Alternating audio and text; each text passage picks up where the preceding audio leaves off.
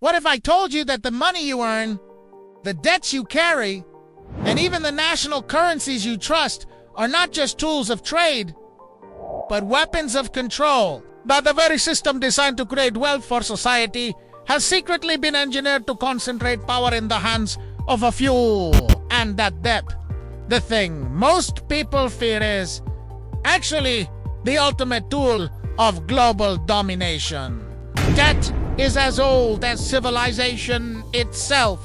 Ancient Mesopotamia, around 3000 BCE, already had systems of loans, interests, and promises to pay. Kings would borrow from wealthy merchants to fund wars, temples, and infrastructure, but failure to repay often meant servitude or seizure of property. In other words, debt was not just economic, it was a political lever. Fast forward to the Renaissance, and we begin to see the blueprint of modern financial domination. Merchants in Florence, Amsterdam, and Venice created intricate credit networks that allowed them to fund kings, armies, and colonies while keeping the real power in the hands of lenders. The pattern is clear.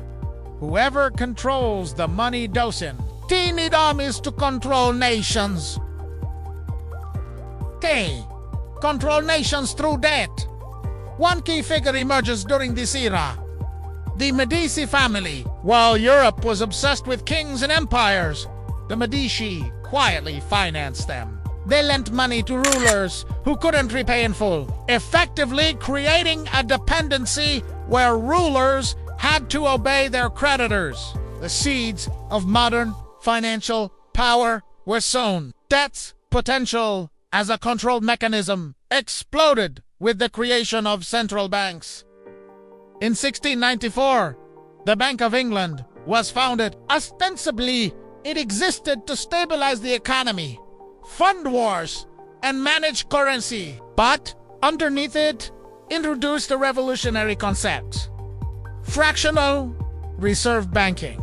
Fractional reserve banking doesn't just store money, it creates Italiano. Banks keep only a fraction of deposits on hand and lend the rest, essentially generating new money out of thin air.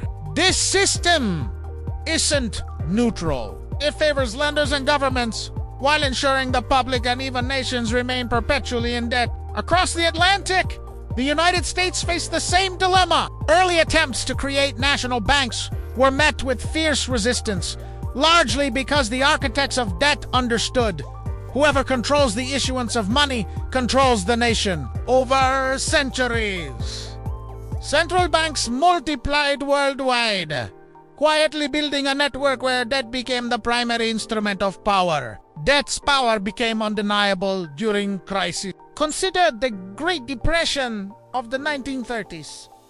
Governments were overextended, banks had overleveraged, and ordinary citizens lost everything.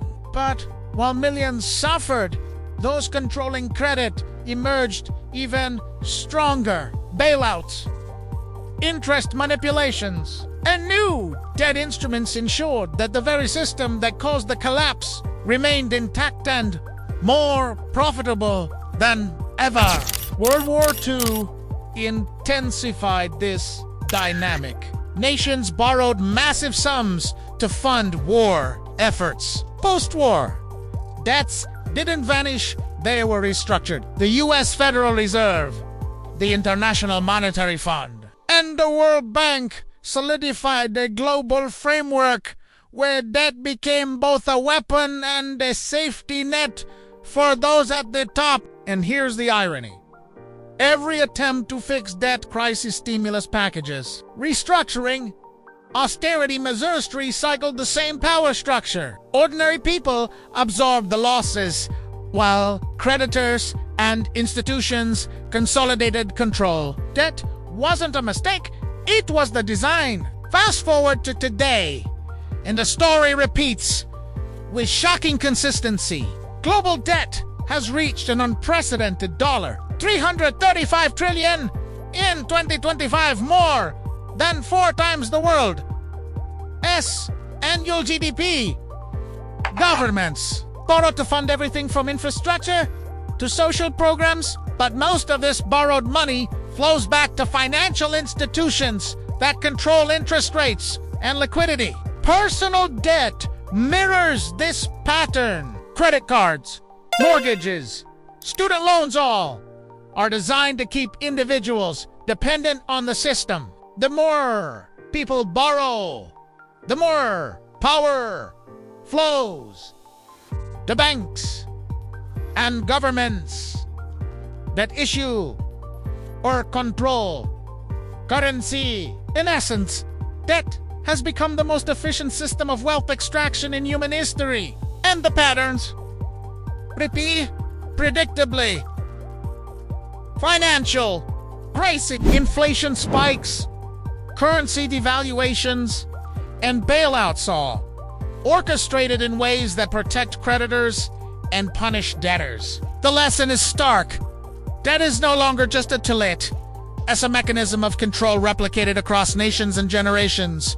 Debt is power. Those who control credit determine the fate of nations, economies, and citizens alike. It's the quietest, yet most absolute form of influence. This system is designed to repeat. Crises aren't anomalous, they are engineered opportunities to consolidate control, extract wealth, and reset the rules. Awareness is the first defense. Understanding the mechanisms behind debt is the first step to protecting personal and national sovereignty. Debt may seem like a simple obligation, a number on a screen, but in reality, it is the engine of a global power structure few ever question, and history shows us a chilling truth.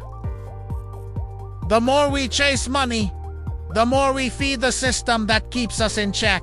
The question isn't whether you'll be in debt, it is whether you understand how your debt fits into a centuries-old machine built to control the world. If this story has changed the way you see money, debt, and global power, subscribe for more deep dives into the hidden truths of our financial world. And remember, the world isn't run by armies or politicians, it's run by debt. And the ledger never forgets.